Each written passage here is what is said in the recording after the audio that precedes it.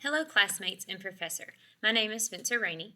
This week I looked at quite a few different dissertations on the ProQuest database.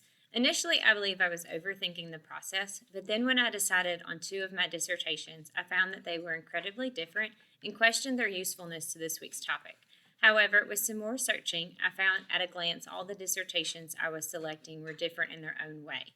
The two main dissertations I will use for examples are Give Me My Child Back, Evangelical Attitudes Towards Public Education in the 20th Century America, written by Rachel Coleman in 2018, and The Broken Covenants, Why the Secularization Debate is Critical to the Future of American Higher Education, written by Ronald J. Kovac in 2010.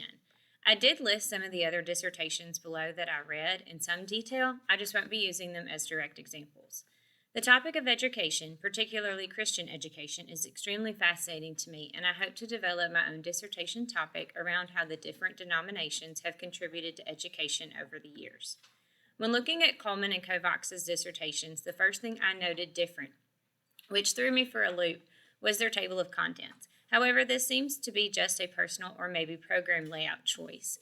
What these two authors did share was a general process for displaying their information. Coleman wrote a separate introduction where her topic, key questions, and some basic but important information was described for the reader. For example, she discussed how she personally came across the topic, and then later in the introduction she explained in detail what an evangelical was. Then she went into her chapter 5 and ended the content with an epilogue. Kovac wrote with similar content but labeled everything different. For example, the introduction minus source explanations was all in chapter 1. Chapter 2 was about sources. The actual content of the research did not start until chapter 3. Chapter 7 was implications for future research with the conclusion. What was shockingly different between these two dissertations was their sources. Coleman used a total of 146 sources, 61 primary and 85 secondary. Kovac used close to 500 sources, more or less. I stopped counting them after 400. I also do not know which are primary versus secondary without digging into each one personally. Kovac's sources list had me pondering the question, is there such a thing as too many sources? I think my main question became, is there really a gap if that many sources on the topic were available? But again, without digging into each source, it's difficult to fully judge their usefulness or meaning to the dissertation as a whole. It does, however, make a good point that sources should be useful to the research and very beneficial.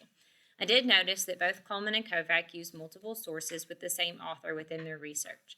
Their conclusions, also labeled differently, seem to be similar in concept.